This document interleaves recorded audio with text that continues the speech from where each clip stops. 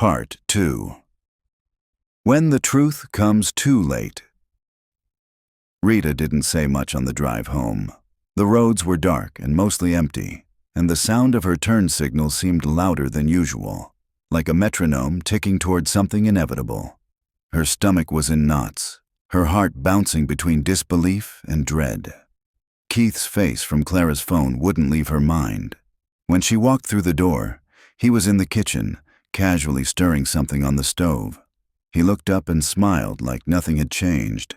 "Hey, babe, you're home early." Rita dropped her bag on the floor. "We need to talk." He turned off the burner and faced her, arms crossed loosely. "I figured we would." She blinked, caught off guard. "So, you know what this is about?" He nodded. "Yeah, Clara messaged me." Rita's chest tightened. "You knew I'd find out." Keith sighed and rubbed the back of his neck. "Honestly, I'm kind of glad you did. I didn't know how to bring it up." "Bring what up, Keith?" Her voice trembled. "That you're shopping for someone else while I'm working night shifts and taking midterms." Keith looked at her, calm, too calm. "Look, Rita, I care about you. I do. But things have changed. You've changed." Her brows furrowed, confused. "What does that mean?" He exhaled. "You're tired all the time. You fall asleep during movies, during dinner. You've gained weight since we started dating. When was the last time you did your nails or wore something that wasn't scrubs or sweats?" Rita stared at him in stunned silence, every word landing like a slap. "I know you're working hard," he added quickly. "Full-time school, full-time job, picking up extra shifts. I get it. You're strong, you're driven, but that's not what I signed up for. That's not what I was looking for in a relationship." Rita's eyes filled with tears. "So you'd rather scroll through strangers than talk to me? After everything we've been through?" "I didn't want to hurt you," Keith said, looking away. "But I didn't want to lie either. I just don't feel seen anymore. And maybe you don't either." Her voice cracked as she wiped her face with the back of her hand. "I'm trying, Keith. I'm trying to build something for us. To finish school so we can have a better life. I know I've let things go. I know I haven't been easy to love lately. But can't you wait? Just a little longer?" Keith was quiet. His silence was an answer in itself. Rita stepped back, as if bracing for something physical. "I can make changes," she said softly. "Just give me a chance. Please, let me finish school first, and I'll—" He held up a hand. "Rita, this shouldn't feel like a negotiation." She swallowed hard. "It's not. It's me asking for you to believe in me. One more time." Keith looked down. "I'll think about it." And with that, he turned and walked down the hallway, the click of the bedroom door echoing louder than anything he'd said. Rita stood in the kitchen alone, hands shaking, mascara streaked down her cheeks. The smell of overcooked pasta still lingered in the air. And in that moment, surrounded by silence and half-cooked dinner, Rita realized something. She had been holding up their entire world alone. And maybe, just maybe, she was done begging someone to help carry it. Part 3. No Longer Ours. Rita was sitting on the edge of the couch when she heard Keith's footsteps coming back down the hallway. She wiped her cheeks quickly, tried to compose herself, but the tension in the room was already heavy, thick with everything that hadn't been said over the past few months.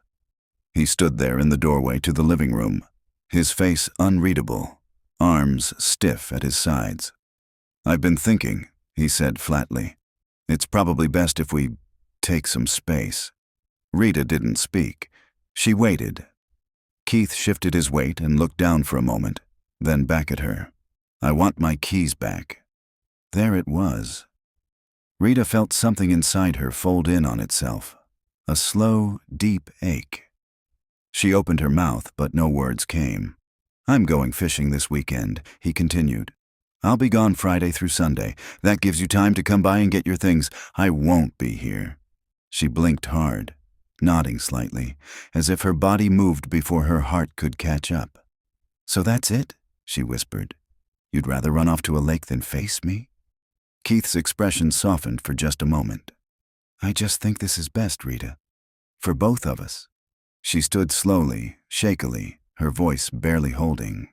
You know what hurts the most, Keith? It's not even the dating app. It's that you watched me burn myself out trying to become something more for us. And instead of standing beside me, you waited until I cracked. I didn't sign up for this, he said quietly. No, she said, her voice gaining strength. You signed up for a version of me that didn't exist outside your fantasy. One that wasn't allowed to be tired or busy or unpolished. That woman's gone, Keith, and I'm not sorry. She reached into her purse, pulled out the spare key, and walked it over to him. No need to wait until the weekend, she said, placing it in his hand. I don't need 3 days. I'll come in the morning and grab my things. What I won't be taking is the guilt. Keith looked at her like he didn't recognize her. Maybe he didn't. Maybe for the first time, she wasn't begging for his affection. She was claiming her dignity. She turned toward the door and paused just before leaving. You had a good woman, Keith. You just didn't know what to do with her. And then, without another word, Rita walked out, back into the night, the cool air hitting her skin like a clean slate. Part 3. Reflection. The next morning, Rita stood in her small apartment's bathroom, the pale light flickering above the mirror, casting soft shadows across her face. She had barely slept. Her eyes were swollen, the skin under them tinged a dull purple. She leaned in closer to the mirror, squinting as if searching for someone she'd misplaced. There she was, gained weight, dry, brittle hair that hadn't seen a proper cut in months, a tired face that looked older than it should have, eyes dulled by long shifts, sleepless nights, and all the things she'd sacrificed in the name of later. And now, later was here, and it was empty. Rita swallowed hard and touched the glass with her fingertips, tracing the outline of her cheekbone, the loose skin under her jaw. She let out a shaky breath and whispered, God, what happened to me? Tears welled up again, uninvited but honest. Her shoulders shook, and for a moment, she just stood there and cried. Not the kind of sobbing that asked for someone to hold her, just that quiet, exhausted release that came when there was no more pretending. She wasn't just grieving Keith. She was grieving the version of herself she thought she'd become by now. She thought about everything she had poured herself into. The long hours at the hospital, her coursework, the missed birthdays, the fast food between classes, the makeup untouched in drawers, the heels collecting dust in the closet. She hadn't stopped running toward a better life, but she'd forgotten to bring herself with her. And now, here she was, still standing, but hollow. I'm pathetic, she muttered aloud, instantly ashamed of the sound of her own voice. But then she caught her own eyes again in the mirror, and for a split second, something stirred. Not defiance, not strength, not yet. Just a flicker of something deeper, awareness.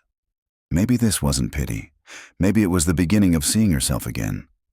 No, she didn't like the reflection right now. But for the first time in a long time, she looked. And that had to mean something. Rita wiped her cheeks, pulled her hair back into a loose bun, and stepped away from the mirror. She didn't have a plan yet, but she had a spark. And sometimes, that's all it takes to light the rest. Part 4. Both sides now. The apartment was quiet, save for the hum of the fridge and the hollow ache in Rita's chest. She opened the door, stared at the shelves lined with takeout containers and half-used condiments, and reached for the frosted bottle of vodka tucked behind a carton of expired almond milk.